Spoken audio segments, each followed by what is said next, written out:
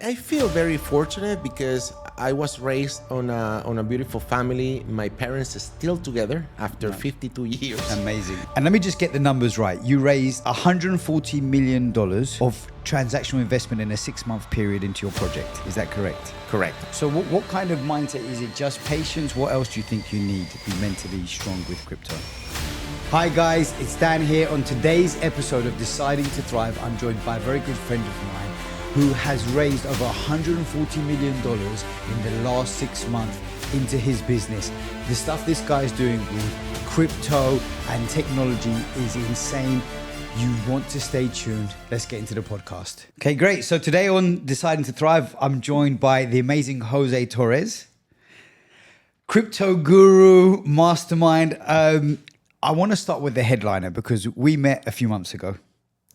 And what blew me away, and let me just get the numbers right. You raised $140 million of transactional investment in a 6-month period into your project. Is that correct? Correct. On transactions, we did 140 million on a period of 6 months. Yes. And that's an immense amount of money, by the way. I mean, I hear numbers like that and I think it's crazy.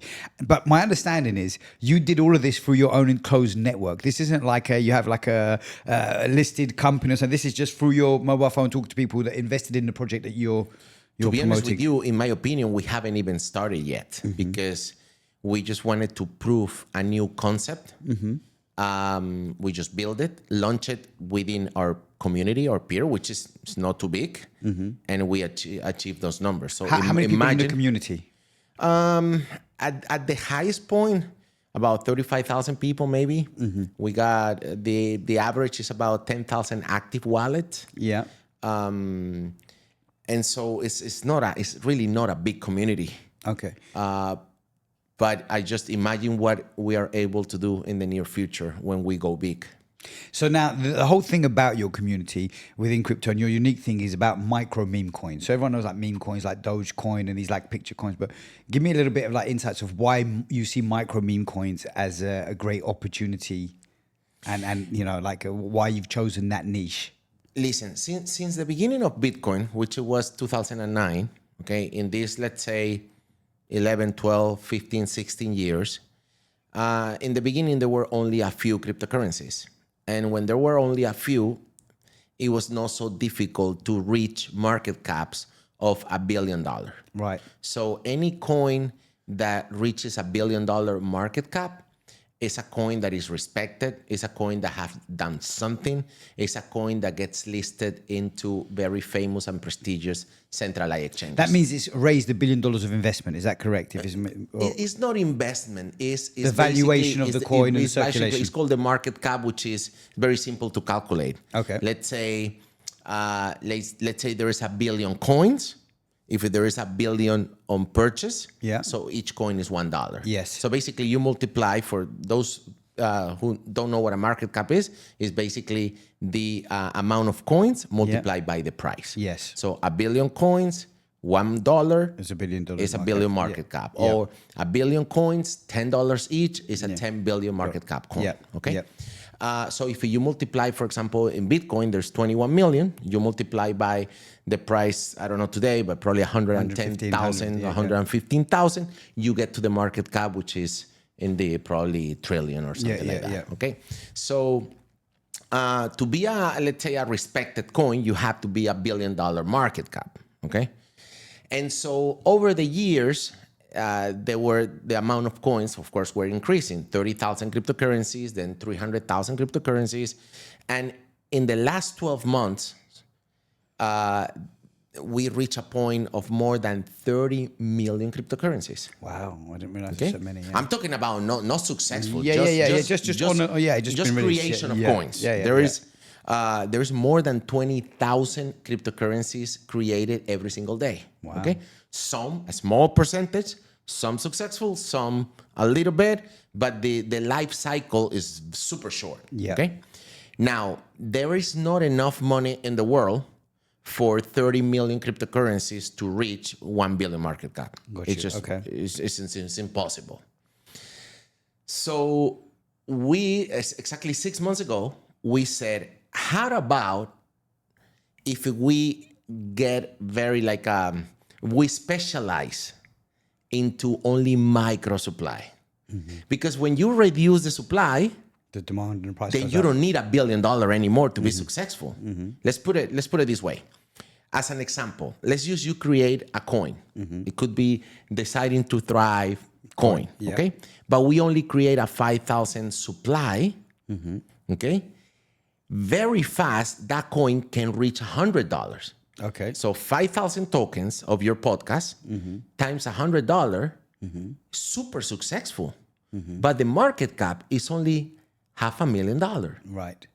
You know? Yeah. So it's just like, so people can reach, you can reach 1 million market cap, 5 million market cap. For example, 50 million market cap, which I'm talking about from $1 billion down to 50 million. Yeah. When you're talking about micro supply, if each coin gets to $10,000, the market cap is only 50 million. So again, this was our hypothesis 6 months ago, saying, can we launch a token? Can we reach $50 million market cap? And can we make each coin $10,000? We just didn't even know if we were going to be successful. And we launched the first token. We launched the second. On the second, we were able to reach $40 million market cap, and each token got to $8,000. Wow. Each. Of course, it was for a very short period of time. But that proved the concept. Okay. And again, this is something in the crypto space, is something very new, because for all of you guys who probably haven't followed crypto in the last 10 years, crypto has had an evolution together, of course, with blockchain, because blockchain and crypto go together.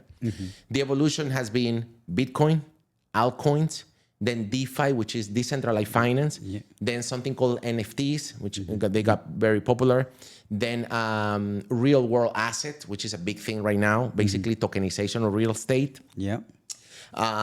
Gaming, of course, AI tokens. So there have been an evolution of different, let's call new niche. And our hypothesis now, and this is what I get excited. Sorry if you see me overexcited, which is probably not a good thing.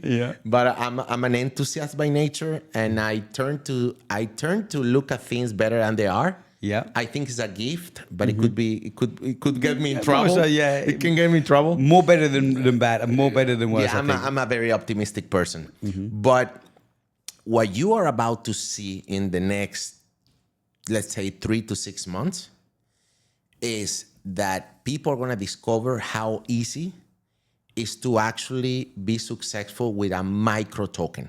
Right. It's easy because you don't need $1 billion. Yes. You need $50,000. So it's basically supply and demand is what correct. Right. Yeah. And because it is easier to sell 3 houses than to sell 30,000 houses, right? Right. It's just easier. Yeah.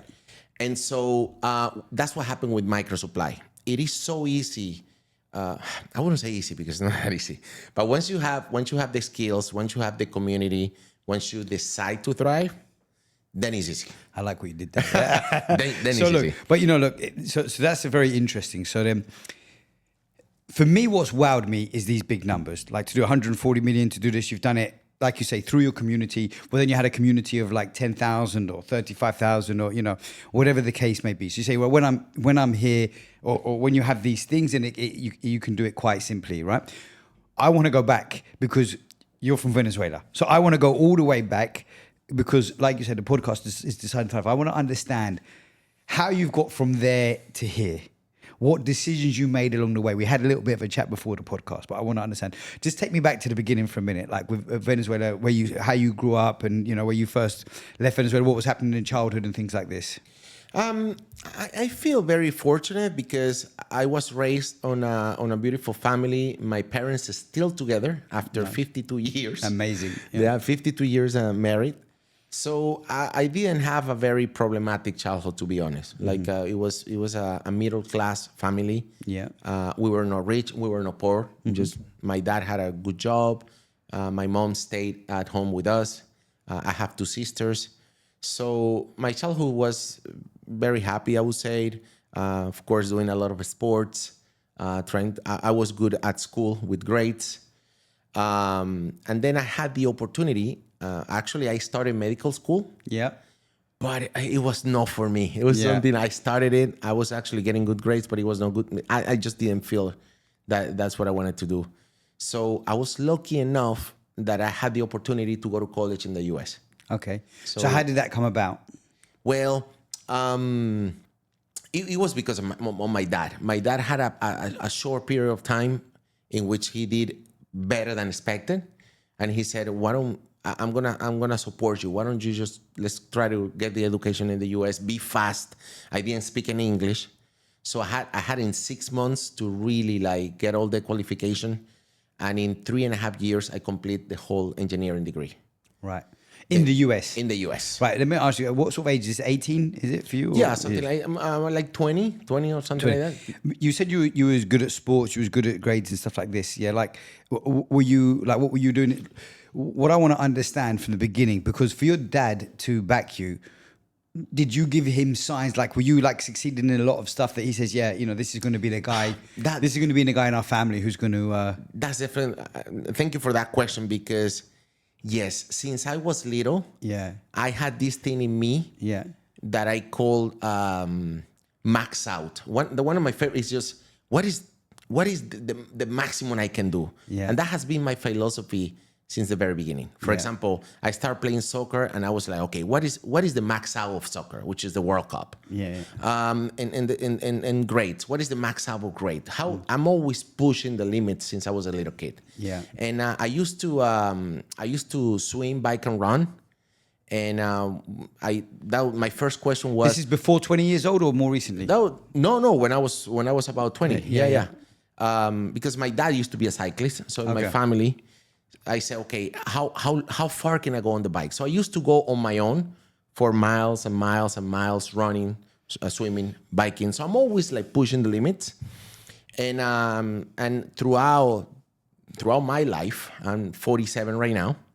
When I go back of everything I've done in education, for example, I got 2 masters, I have a PhD. Wow. I max out. Yeah. In business, of course, sometimes you do right, sometimes you do wrong, but I'm always pushing the limits. Can this company, can I sell this company? Can I build to exit?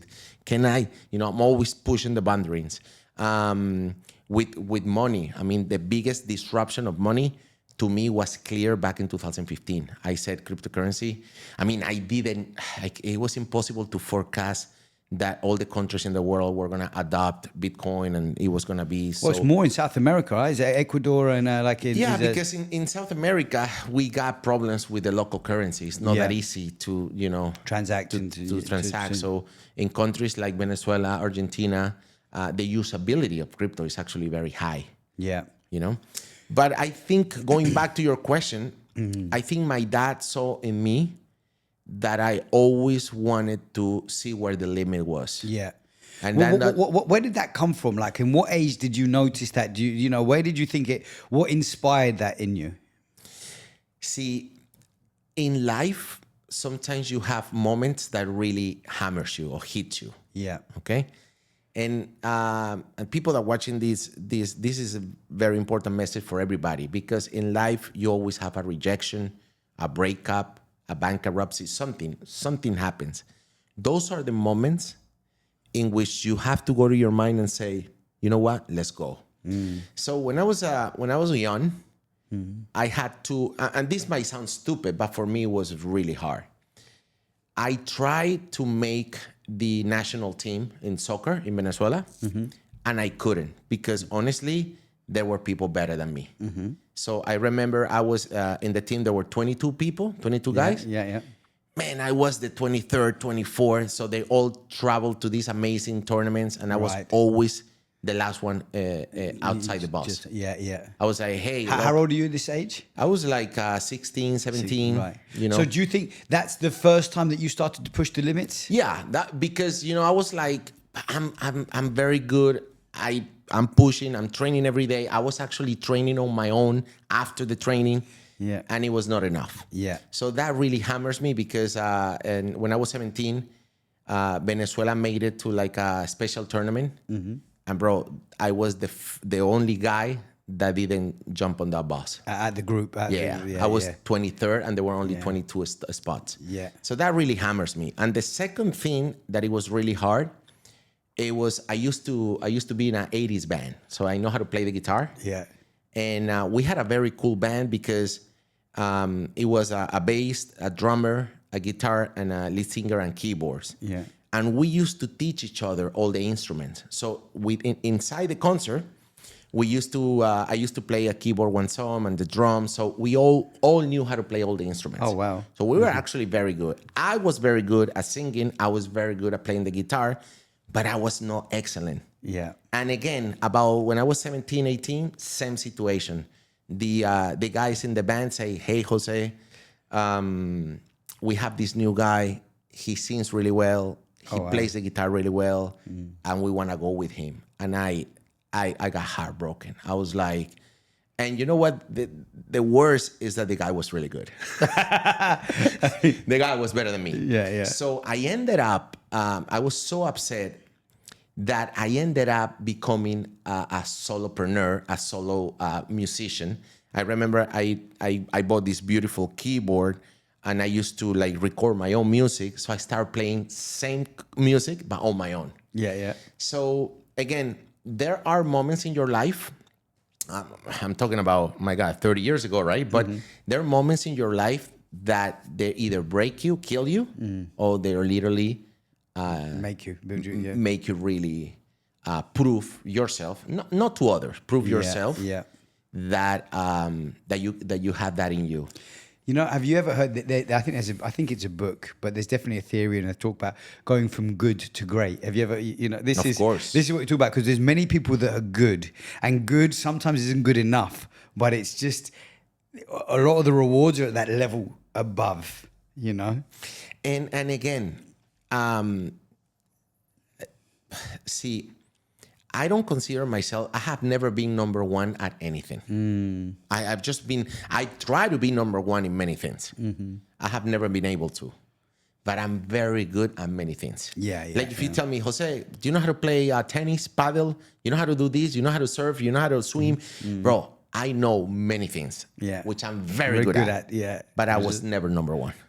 So again, another thing that I'm very passionate to talk about is skills. Dan here from Deciding to Thrive. Sorry to interrupt the podcast, but I want to make sure if you're enjoying it, don't forget to like and subscribe so we can let you know the next time we put the next episode out. Let's go and keep watching. It is good to be number one at something.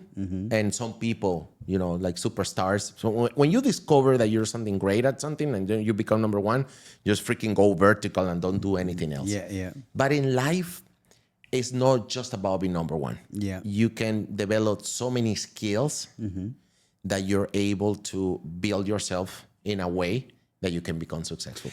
I think for sure in business, you mean. I think there's a lot you're talking about as well that comes to experiences. For me, life is a journey. We're born and then we die, and this is a whole experience. This is like there's things that when you talk about paddle and surfing and this and football and singing. This is a fruitful experience. It's like you don't want to come onto the earth and have one food and only eat one meal. You want to taste the different foods and that. This is what, for me, a level and to enjoy this journey as well.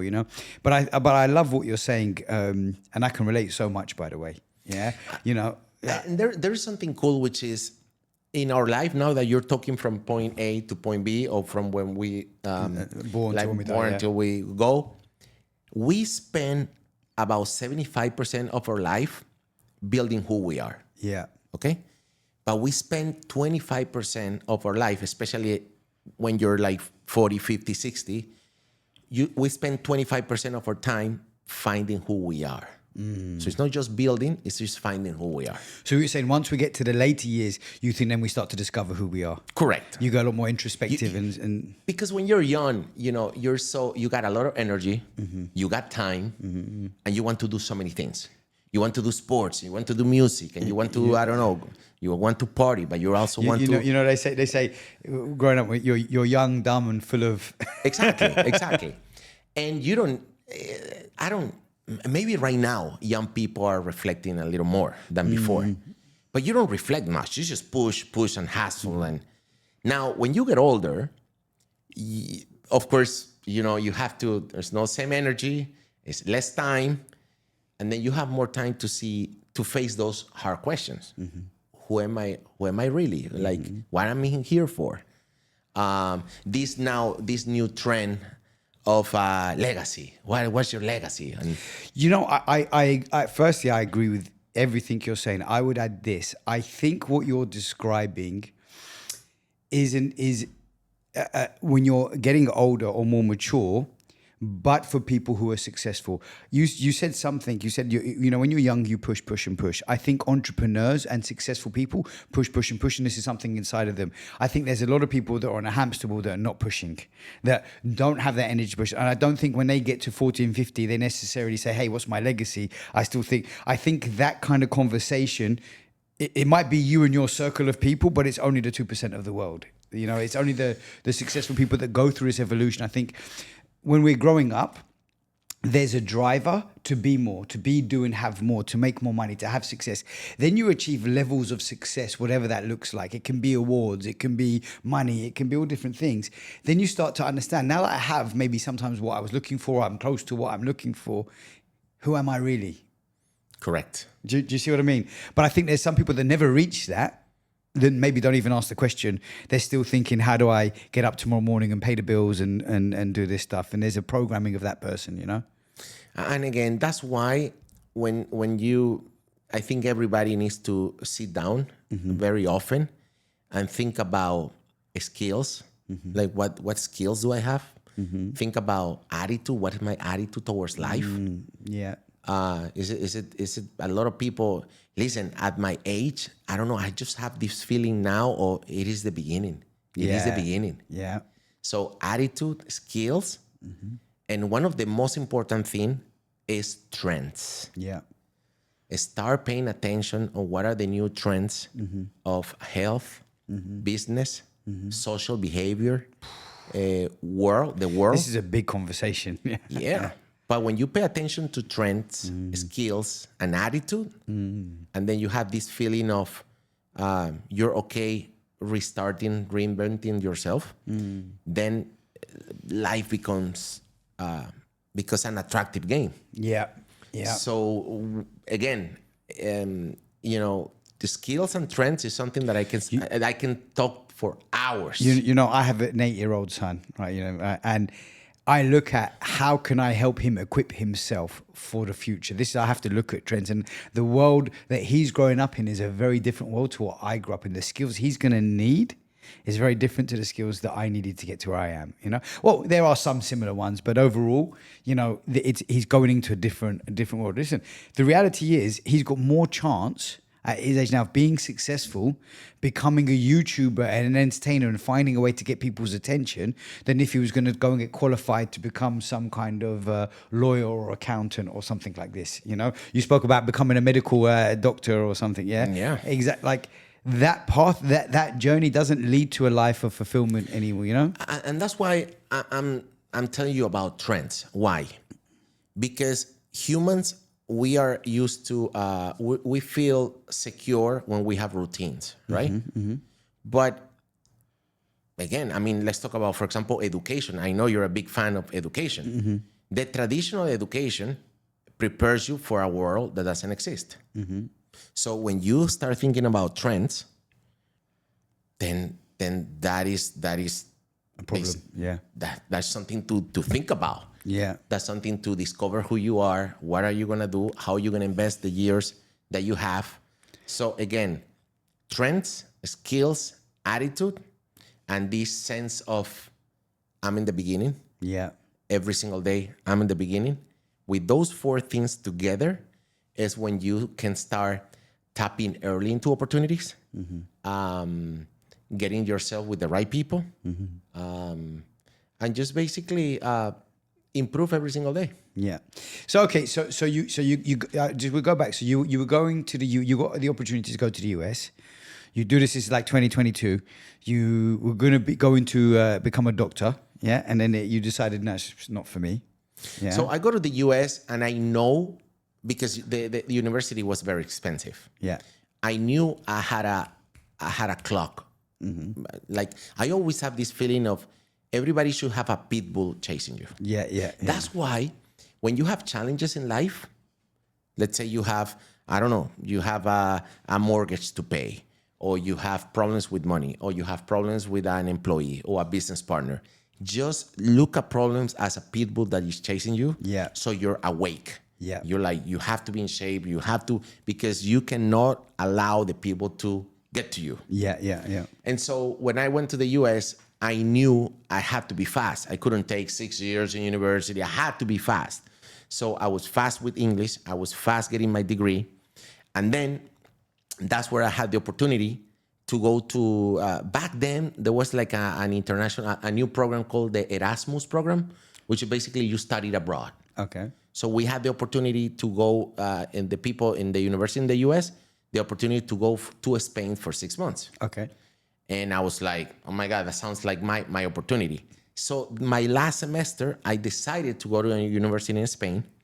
And then basically I ended up saying, how can I stay here? Because the culture in Spain is closer to the one in Venezuela. Yes. So, and after 4 years in the US, I think I was ready to, again, I maxed out the US. In my opinion. I said, okay, let me go to Europe. Let's see what's happening in Europe. And so when I got to Spain, the only way to stay there was through a PhD, which I never thought after, doing engineering. I'm like, oh my God, I'm going to continue to study. But I said, you know what, let me do a PhD. And the PhD was in something called internet security back then and encryption. How to send messages. That was a big trend at the time in this time. Because huge. that was the beginning. This was, I know exactly, this was 2003. Yeah. That was the beginning. Remember the 2000 internet boom. Bubble. That was the beginning of like Hotmail, Yahoo, internet security, people getting into internet. So encrypting messages, now, for example, in WhatsApp, you say this message is encrypted. Yeah, from LinkedIn. Yeah. Right now, something that, the HTTPS with the security. Back then, it was actually all those systems were trying to be incorporated in companies. Right. So they were looking for somebody young that could do a PhD on that.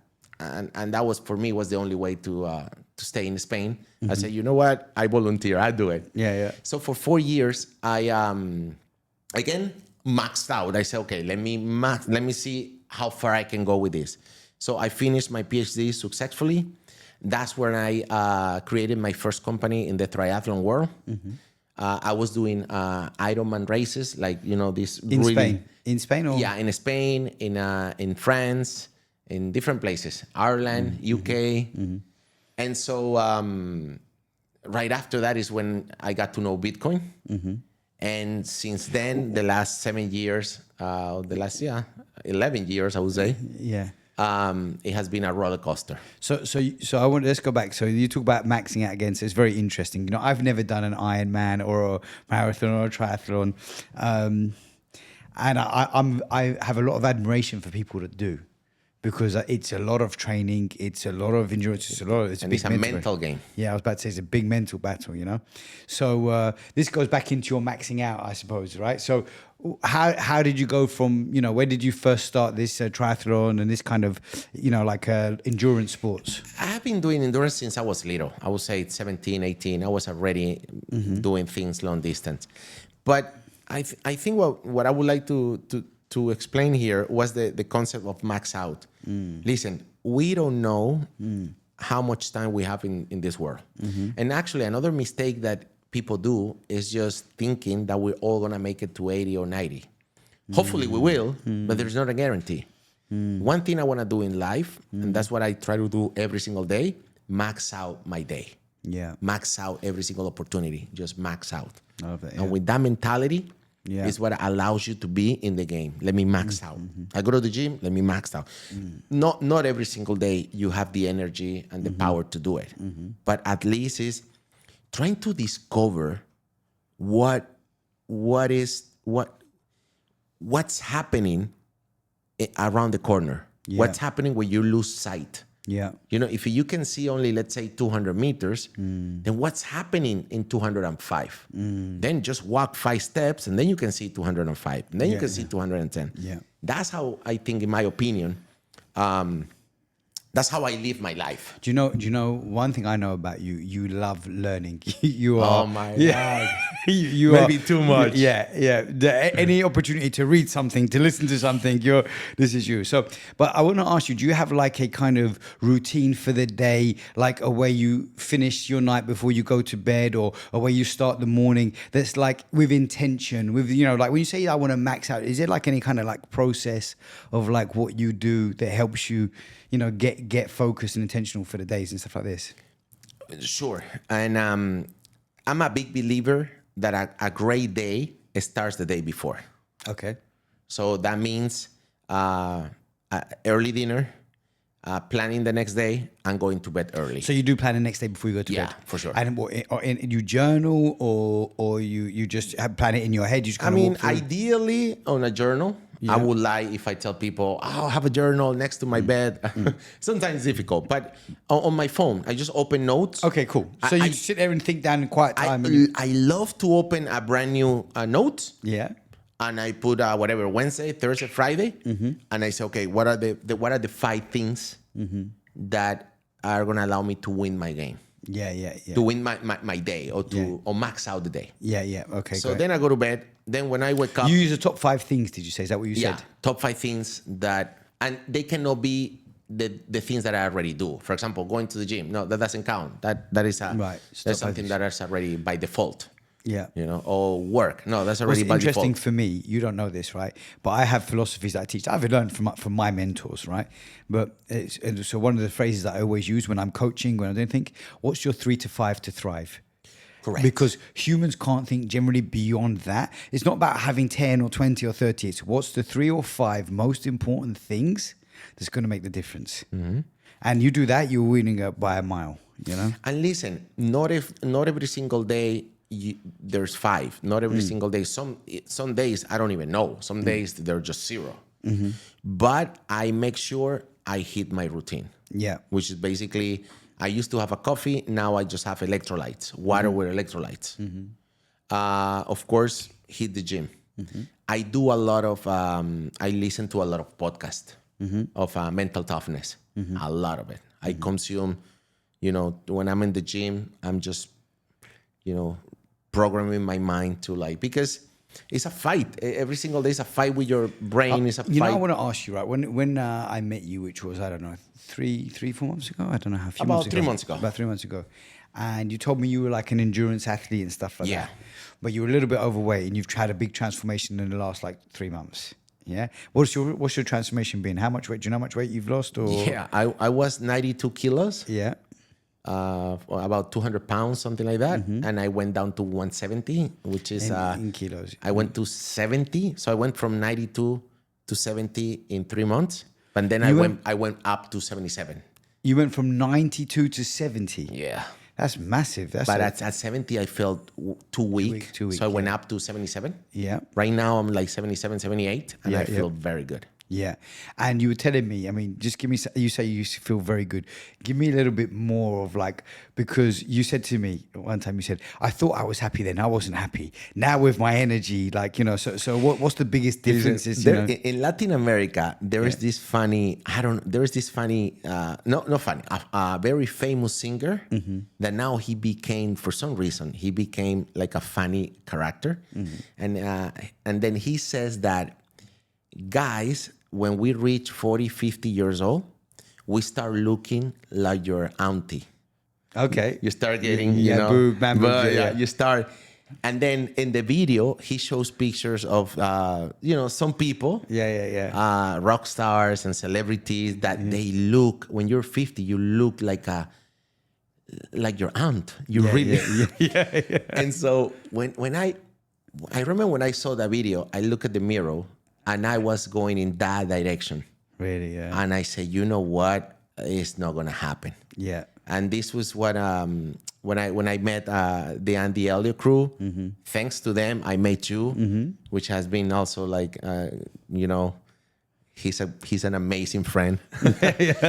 And so I remember I said, you know what? I want to start looking like a man. I'm feeling like a man. It's not that I didn't feel like a man, but I want to look. And I remember I shaved my head. And then I started doing 2 to 3 sessions per day. And Andy keeps saying, if you transform your fitness, everything else will fall into place. And listen, a lot of mentors said you have to hit the gym, and this is true. When you change, but it have to be a dramatic change. You have to be that people say, "What are you doing?" If it's a dramatic change, then you get more energy, self-esteem, and then I don't know, things start falling into place. I think that how you do something is how you do everything. Okay, I think when you raise the standards, and I think going to the gym, the discipline, the consistency, that you call it max out, but like the pushing through hard when it's difficult, I think it gives you a muscle. Now, it's very interesting because we're business people that go through the transformation. Sometimes there's people that are fit people, they don't know how to take that energy and put it into business. They can be really focused in the gym and they don't understand how to translate it into business and have a strong mind. They have a strong mind when it comes to pushing weight. But I think when you're a business person and you're able to transform and take that mindset as like an athlete in the gym, you know how to transform it in business. And also, see, life is difficult in the way that people expect a lot from us, from everybody. You have to be a husband and a father. I mean, you go through this every day. You have to be a husband, a father, a solopreneur. You have to be a friend. You have to be an athlete. You have to be social. You got to network. You have to take care of yourself. So many things. And people that are successful in business, more often than not, they abandon some other areas. Yes. So how I feel right now is, actually, I'm not big in social media. I'm starting all my social media channels, but people are messaging me because now I post a lot of transformation and fitness because I'm excited about my life right now. And people are like, "Oh, you're not working anymore." People are trying to like tear you down, negative. Yeah, exactly. Really? Okay. Oh, now you're a fitness guru. Coach. I'm not a fitness coach by any means. But it is crazy how I see my life is I'm spending more hours now focusing on me because I spent the last 10 years focusing on other areas. Yeah. And now when I master this, it doesn't mean that I still have time for all the areas, but when you master new areas is when you get better 360. Yes. So humans, you work on your weakest area. Correct. To go. Yeah. So we think that we need to focus on what we're good at. We need to work on our weaknesses. Yeah. And that's how you improve 360. Yeah, no, I 100% agree. Also, I think, look, you spoke a lot. We're the similar age. Well, similar. We're the same age, 47, right?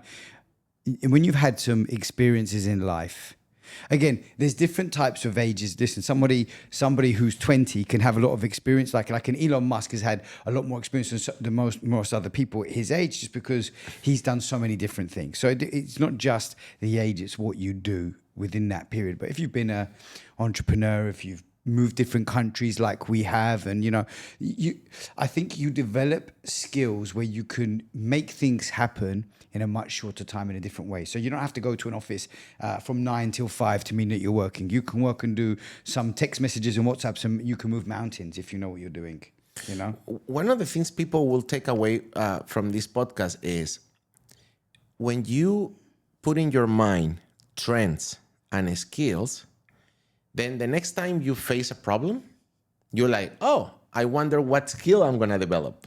Because a problem is not anything else that just is going to force you to develop a skill. Because think about it. When you have a problem and you got all the skills, it's not a problem. Yeah. Right? Yeah. A problem is when you just don't know what the solution is. Or it's something that you have never gone through. Like, oh my God, I have never gone through this challenge before. That's why I respect it. That's why I get afraid. That's why I feel fear. That's why it's a problem. Now, if you think about skill, you're like, okay, I have never been challenged this way. Let me see what the skills I'm going to develop. Yeah. Okay. And also trends. Okay. Trends are more like the speed of what the world is going. You have to be able to say, well, with the skill set I have, which is the wave I can catch.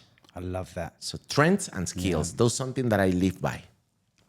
I was, when I was growing up, and one of my mentors taught me, we have an expression, a rising tide lifts all boats.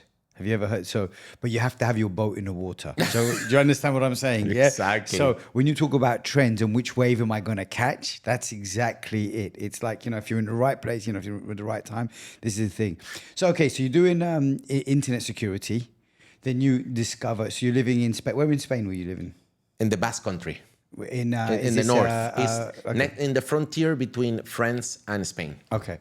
And I drove through there, actually. I forget the names. Beautiful region. So from Spain, you get involved. You come across. From internet security, you come across crypto. So I got to know Bitcoin, and I think it was somewhere around 2015, and then there is a phrase in the white paper that says electronic cash peer-to-peer, because that's what Bitcoin was. Now it's more like a store of value. Yeah.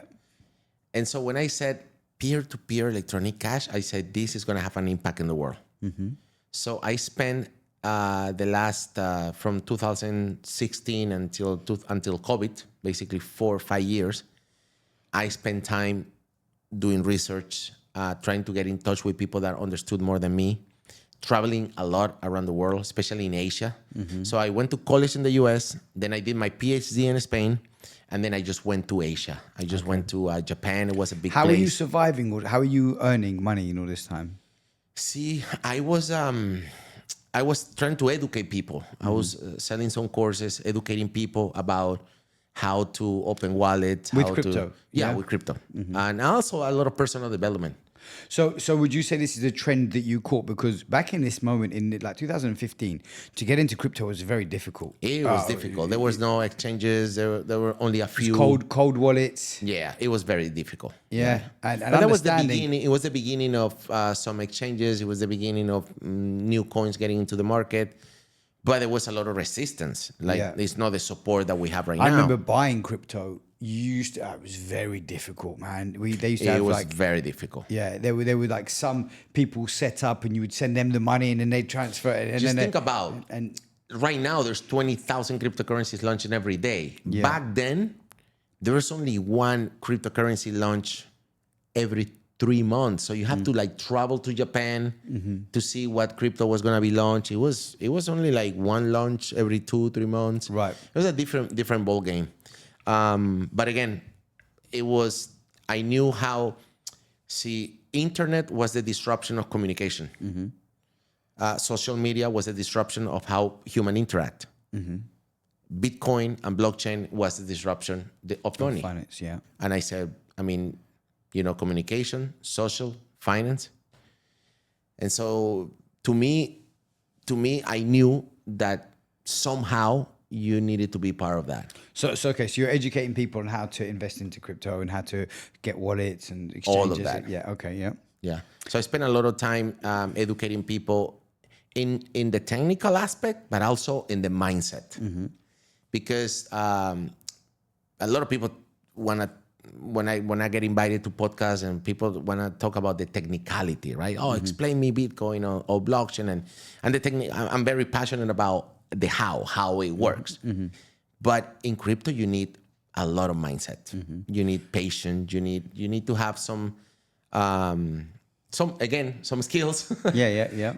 To be able to survive. So what kind of mindset is it? Just patience? What else do you think you need to be mentally strong with crypto? Patience for sure. But the second thing that you need is every time there's a disruptive niche or area or sector, there's going to be a lot of a disaster, Disaster meaning companies that they're amazing and they don't work, collapses. a lot of people talk about crypto scams, right? Scams is something that is, unfortunately, is huge in the crypto space. Yeah. And even though there's a lot of scams, really, I don't believe there's a lot of scams. I just believe there is a lot of people trying to do things And failing. in the process. I see that as well. Yeah. Is that a scam? No. Yeah. Is the founders? It's just they just try to do something and they fail. Yeah. Because maybe they don't have the resources or the business skills. Yeah, because yeah. it doesn't matter whether it's crypto, AI, or anything. Yeah. To have a successful business, you gotta understand how to run a business. I mean, just in that, it takes so much just to have the confidence to start something, to put your head out to say, hey, I'm going to start this. I am doing this. Yeah, exactly. Yeah. So then you got to have the skills to do it as well. You got to have the skills, the experience, the contact. You have to be lucky because you have to be lucky. You got to be at the right time, not too early. For example, in crypto, a lot of the problem is you're just too early. Your idea is way too early. And so again, the mentality have to be patient. You have to heal faster. Heal faster means if you get hacked, if you get scammed, freaking heal fast. Do you know, I have to tell you something, right? I've had all this happen to me. I logged onto one of my exchanges and the guy was hacking at the time and I'm thinking, what's happening? And you know what? You feel stupid. You feel that it's unfair. Listen, it happens to everybody. But you're not the only one. But you know what? I've got to tell you, over the years, with scams, with this, with all different things, some crypto, some other stuff. You have managed. I've lost lots of money, but somehow I'm still very much well ahead. And this, I believe that every successful entrepreneur, I think successful people keep going where failures stop. Do you understand what I'm saying? Say that again. Successful people keep going where failures stop. 1000% agree. And that is the biggest differentiator between the 2% and the 98%. Yeah. Because listen, that's why I'm still tell people, I believe crypto is in the very beginning. Why? Crypto is no longer something that you're going to discover. Crypto already have more than 10 years. Okay. But now, the most successful cryptocurrencies in the world, I believe they still don't exist.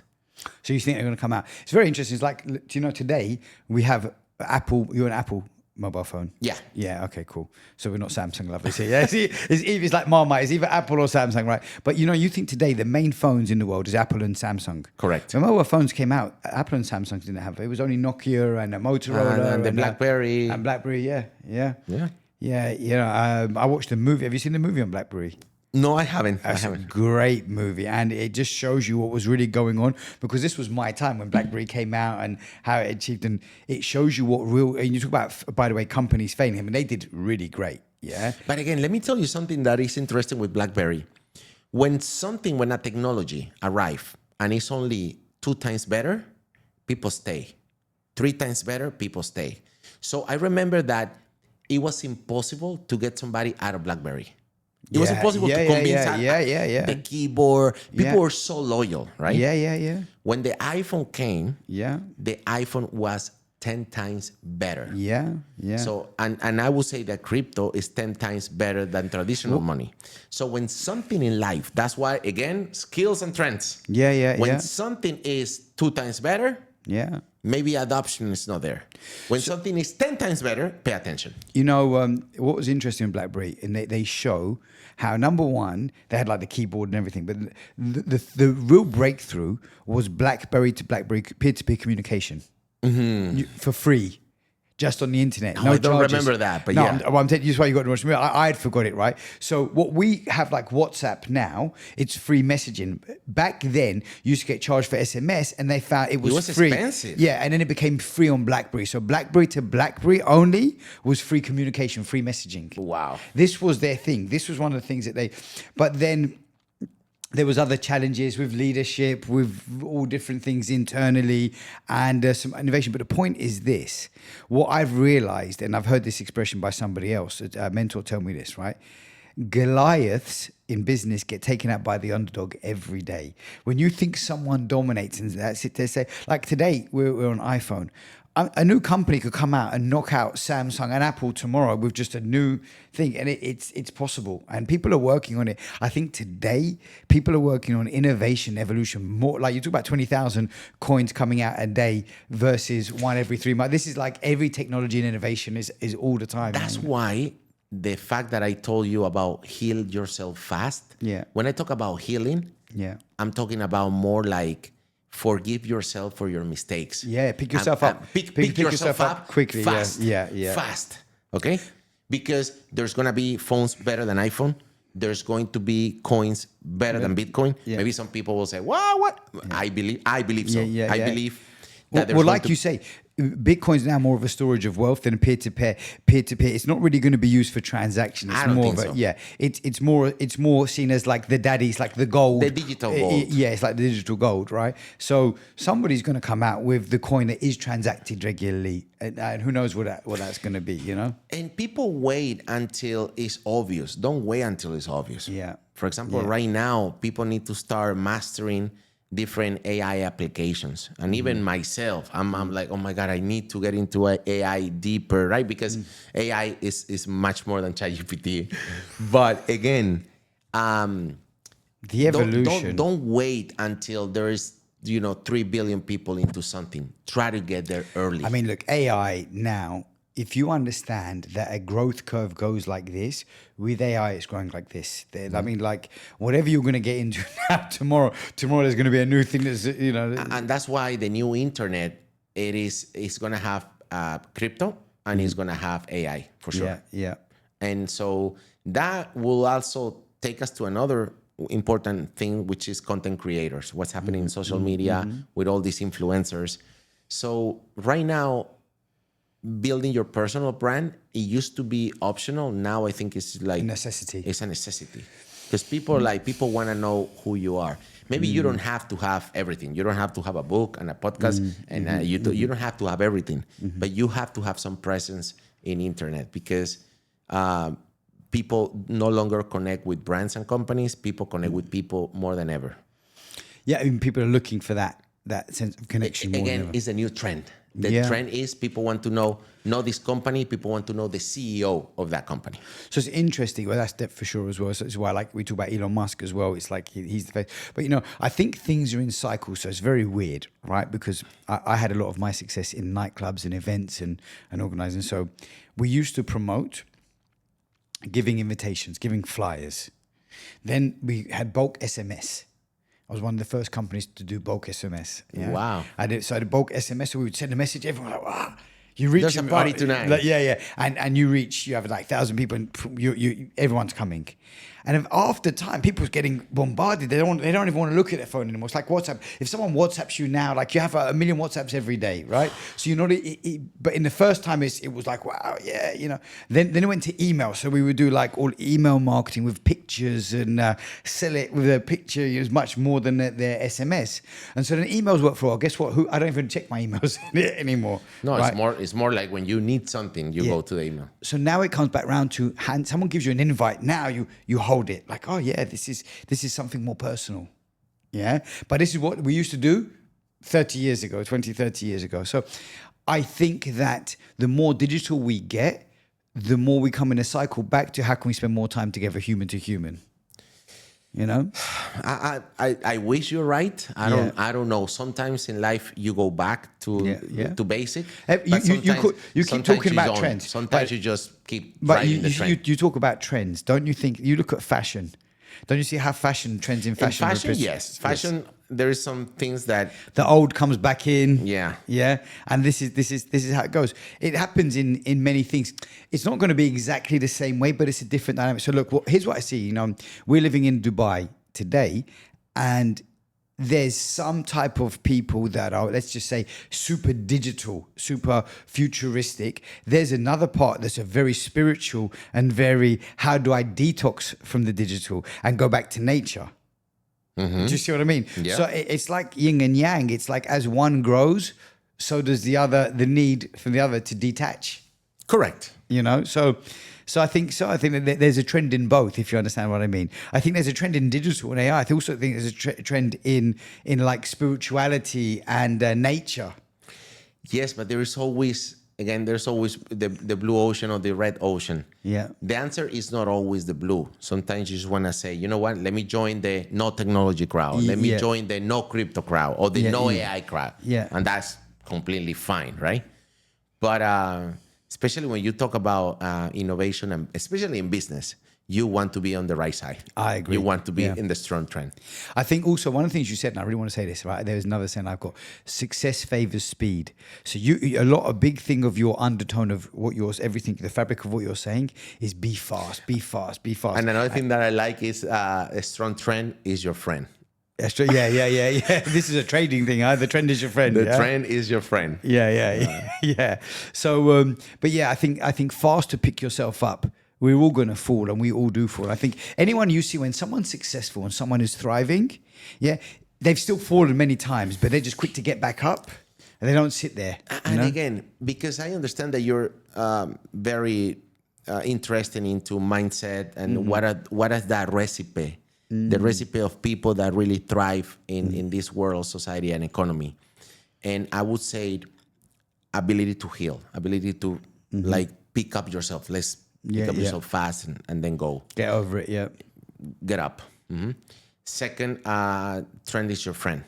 What are the things in which you can have an edge in the trend? Skills. What are the skill sets that you need to work on, which is your weaknesses? Yes.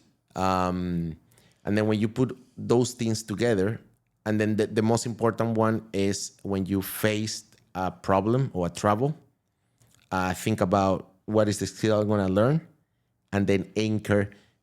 A problem can break you or make you. So let me ask you something, yeah? What I understand that some of the skills is to work on your weaknesses, but what are like the key 3 to 5 skills that you think the modern day entrepreneur needs? See, beautiful question. There is IQ, EQ, and AQ. Okay. IQ, everybody knows, which is intellectual coefficient. This is how smart you are. Actually, that can be measured. When there's some tests, and then your IQ is whatever. Okay. The EQ, which is the emotional coefficient, that got really famous with Daniel Goleman, and then that was the early start of personal development. So how to deal with your emotions. For example, a person a strong person is not somebody that is strong. It's somebody that can deal with their emotions in a nice way. But right now, the number one coefficient that people need is the AQ. Which is? And AQ is adaptability coefficient. Okay. Is the ability to say, you know what? I have to be in Dubai. Let me shift to Dubai. Now I have to open my Instagram. Let me open it. Now I need to talk less and listen more. Let me start listening. I need to, get invited to more podcasts to get the message out. So basically, how fast you adapt. And that's why you have to heal fast. So you have auto-compassion.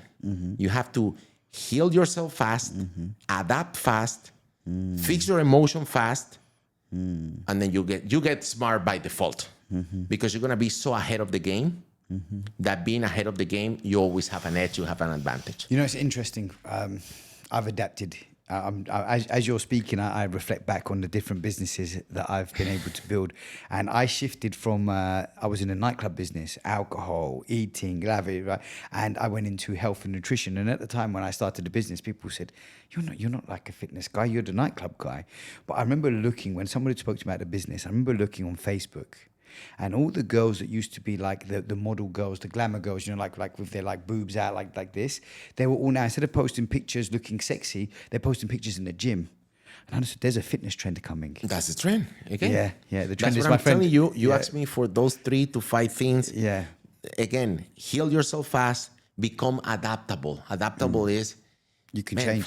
Exactly. If everybody's talking about crypto, Just download a wallet and start using crypto. And I'll tell you something. I've just come back to this story. I remember when I was changing and people saw me back those days as the nightclub guy. That's how they would do.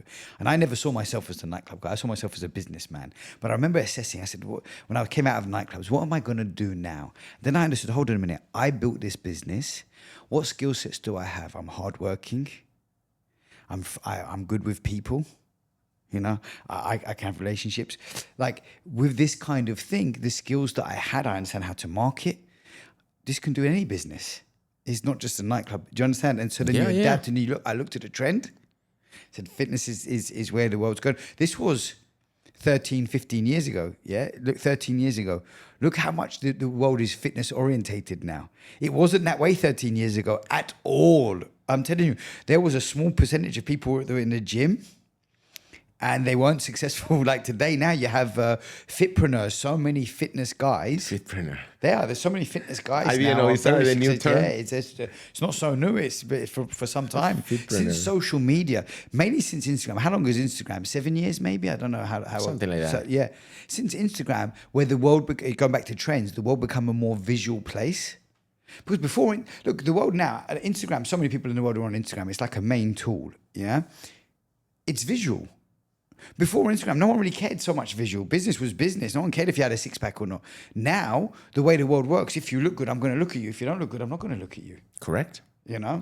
And that's good. That goes back to the number one currency right now in the world. It's called attention. Yeah.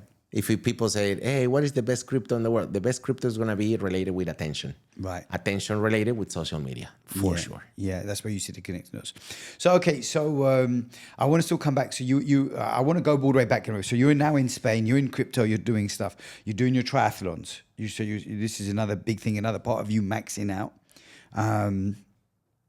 Which is also, again, I think also with successful people, they take on a lot of things, you know, so there's always a challenge for how I can challenge myself more. So you're doing all this stuff. So where do you go then from the Basque country to you know, do you go anywhere before Dubai or do you come to Dubai? No, so basically 2020, when COVID hit, I was actually speaking in Mexico about Bitcoin. Yeah, I got invited to the Chamber of Commerce. Yep. And so I was speaking, and then the whole world shut down. Right. And one of the first countries to shut down was Italy. Remember Italy? Yeah, I remember. Yeah. Italy was very difficult with COVID in the very beginning. Were you living in Spain, but were you in Mexico at the time when lockdown happened? Yeah. When the lockdown happened, I was in Mexico. Okay. And then Spain also closed all the airports. Mm-hmm. And then my family said, you know, just don't come back yet because... And so I ended up staying in Mexico a month, then 2 months. Mm-hmm. And the good thing about Mexico was during COVID, they let everybody, there was no there was no big... do whatever you want. So you were in the right place. I ended up spending some years in Mexico. It was a very good time. Just basically, again, I spent so many years building myself that I think I got lost into the whole process. Mm-hmm. So when COVID hit, it was a good opportunity for me to find myself again. Mm-hmm. And that's where BlackRock, which is a huge company, they said, we are going to tokenize real estate. And we're going to tokenize anything of value like wine, art. And I said, oh my God. So because Bitcoin, I don't know right now, but Bitcoin, let's say, is close to $1 trillion, something like that. I don't know, yeah. Something like that. But real estate is $800 trillion. So real estate is 800 times bigger than Bitcoin. What does BlackRock have under management? Do you know what they're like? I think, I will be, I'm not right, but I think it's billions. I mean, it's definitely billions. It's definitely minimum. Maybe like billions. 6.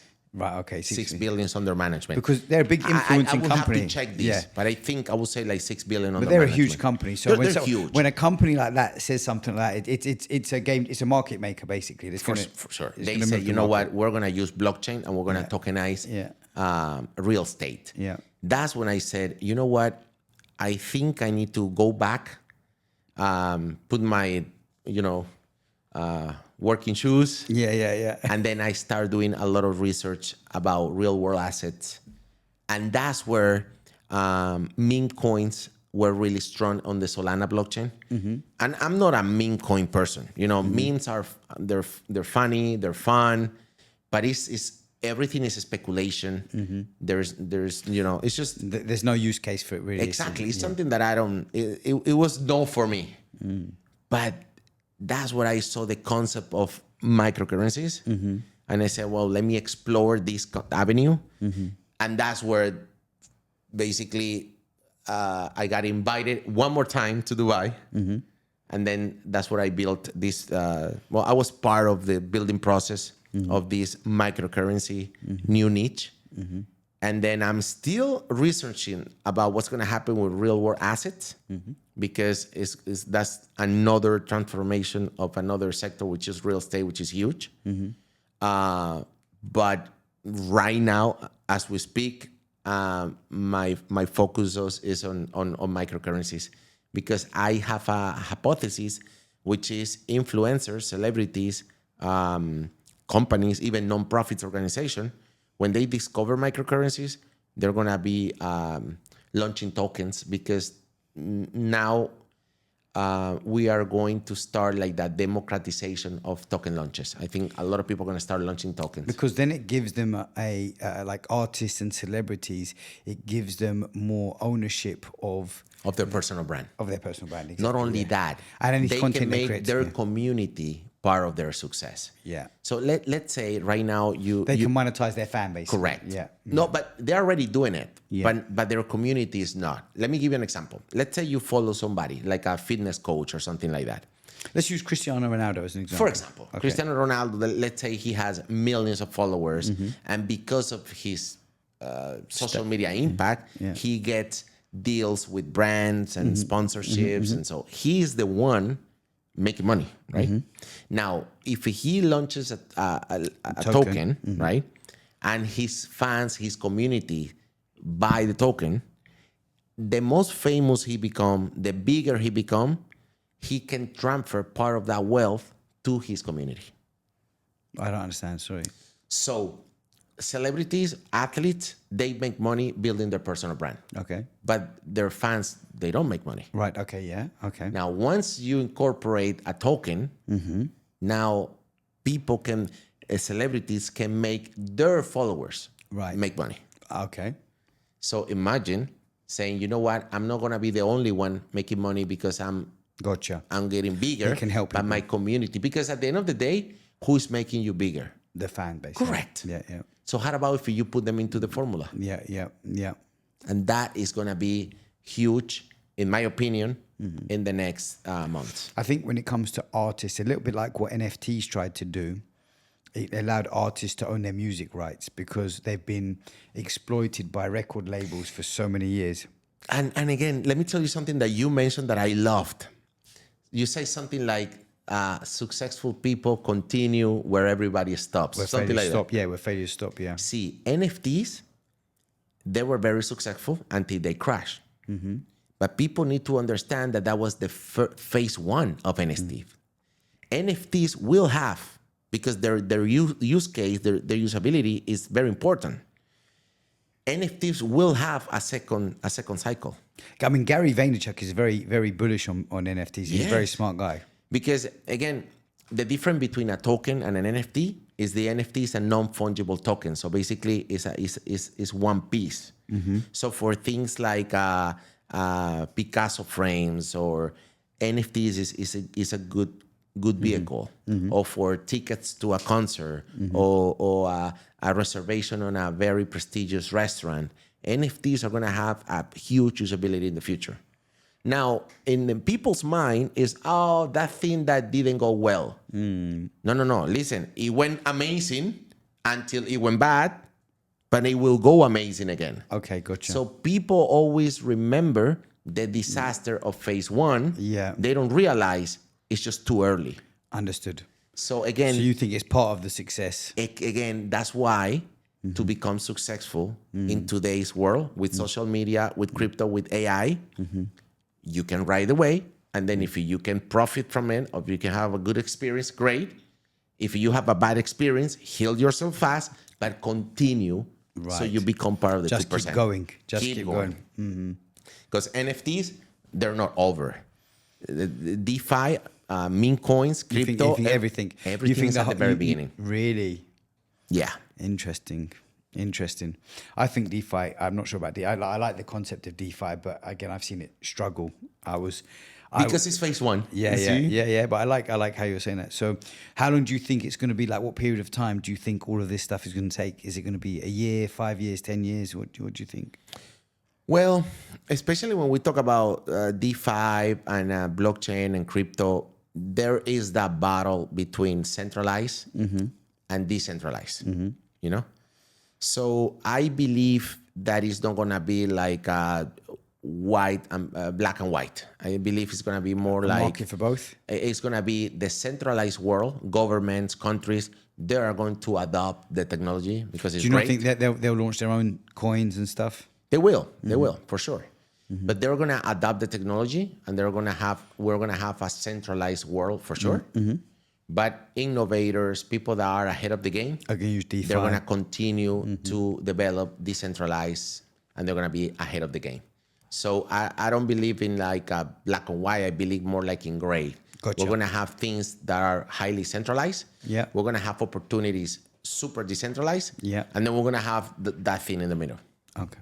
Let me ask you. So now, I want to ask you a couple more questions as we start to come to an end. Yeah. Sure. So, how do your family see you now? They're in Venezuela still. No, they're in Spain. Oh, okay. So they moved to Spain. When they? Well, the thing is, like, unfortunately, the situation in Venezuela is not very good. I really hope that things change in the future. But I was lucky enough to tell my parents, I think it's time for you guys to leave the country. So they left Venezuela many years ago. I don't remember. Maybe 7 years ago, something like that. And they moved to Spain. So my family right now is in Spain. But you're here in Dubai, which is now like really considered, I think, one of the financial hubs of the world, the one of the most innovative, affluent cities in the world to live in. What does the future hold for you here? I mean, you're like your trends and skills very much technology, orientated. What's the future for Jose in terms of your businesses, in terms of your mindset, in terms of where things are going? You know what? I'm gonna be honest with you. I don't know. I'm gonna discover it. How do you max out? Exactly. See, Dubai right now, in my opinion, is the place to be. Not just only because of it's because everything that Dubai has to offer. Everything, contact, speed, innovation, technology. There's events for anything you can think of. The 1% of the world, the people who are leading every single industry, fashion, hospitality, everybody's coming here. So Dubai is certainly an interesting place to be, in my opinion. Okay. Now, the reason why I'm here is because I'm getting inspired by so many people of all the innovation that we're seeing. But the world is huge, and so I see myself traveling a lot. That's how I see myself. I think you know this because you've been behind the scenes here before. If today's your last day, yeah, and you have to leave something behind for your kids, some piece of advice that you've gathered in all that you've done in the last 47 years, all that you've experienced, all that you've studied and learned, which is a lot, all the countries, what's the one or two key things that you would want to leave as a message, as some kind of most valuable piece of information you could leave? If it's like one thing, maybe two. Without a doubt, make sure that when you arrive to your grave, you're fully maxed out. So a lot of people want to, be careful, don't take any risk, and then when you face the end, you're gonna be brand new. I think that's not the way to live your life. I think you need to embrace risk. I think you need to take risks. calculating the risk, that's another skill. But I just don't want to, when I look back, I want to say, you know what? I really max out. I made mistakes, for sure. I have made mistakes in my life. I will continue to make mistakes. But as long as you have a good heart, as long as you have good intention, with a good heart and a good intention, God will always forgive you. People will, if you're honest and you talk to people, people will forgive you too. And then just basically max out. That's what I would tell my kids or everybody that is listening. Before I met you, I had a heart attack 6 months ago. Yeah. Yep. And it's so funny because what you're saying now, I felt like I wasn't maxing out. And after that, I realized when I'm going to go now, I just want to leave it all on the table. There's nothing left to lose. And I feel more alive. And again, no matter what you are doing in life, no matter who you are, I guarantee you, you're not maxed out. Yeah. You're only 40%. Yeah. Even people doing amazing things, they are 40%. There's always another level. There's always more energy. There's always another level. Yeah. And that's what I loved endurance sports, because when you get tired, when you don't have more water, food, energy, you burn all the calories, that is your 40%. You still have 60% more to go. Really, yeah? Yeah, so again, that's why the concept of max out, even if you think you max out, there's still more. There's still 60%. You know, have you ever read the book, The Monk Who Sold His Ferrari? Yeah, of course. You know, he says, go and do me as many push-ups as you can. And he goes, why? And he does all the push-ups. Now give me 5 more. He said, you told me you did as many as you can do before. How come you did 5 more? You know, there's always more. There's always more. Yeah. And again, this concept of retirement, this concept of arrival, I think people should delete it from their mind. Like, you know, just work hard, get retired. No, it's not such concept. It's the wrong programming. And another beautiful thing, if you guys research a little bit about what's happening with Will Smith, in personal development, in podcasts, people always talk about rock bottom, right? When things go really bad and then you have to restart yourself. But nobody talks about, I think he called it something like cliff over or something like that. When you achieve so much success, when you have everything, and then you feel empty, and then you don't know what else to do with your life, and you have that feeling of arrival. So, and you don't have to be Will Smith to feel that you arrive. So, if you have that feeling of arrival, make sure you push yourself and go to the next level, because arrival is the worst feeling you can have. You know, one of my mentors taught me, there's a science of success, but there's an art of fulfillment. Success doesn't equal fulfillment, you know, and this is something I think we have to practice. I think you can be too busy chasing. I think, you know, we've met in a world of personal development, of personal growth. And I think that what I love about meeting people in this type of community that's investing in themselves, getting coaches, they're not getting a coach just to make more money. They're getting a coach to be a better human being, to evolve as a human being. And I think that that's someone who's pursuing fulfillment as well as success. In fact, to be honest with you, probably the most successful people can afford to get the right coaches. Yeah, but this is where they understand, let me invest in myself to have more fulfillment and more meaning of life and more true happiness, because you can have a lot of happiness with less money. And in fact, actually, you know, emotion is everything as well. You know, how you feel about. Again, so the answer is always reach. I wouldn't say reach more, because more sounds like an accumulation of things, and accumulating is not always good. It's just reach farther. I would say farther. No more. Just keep going. Just farther. Just push. And if you reach farther, then life becomes much more fun to live and enjoy. So keep pushing for sure. Jose, thank you so much for today. It's been amazing, so insightful.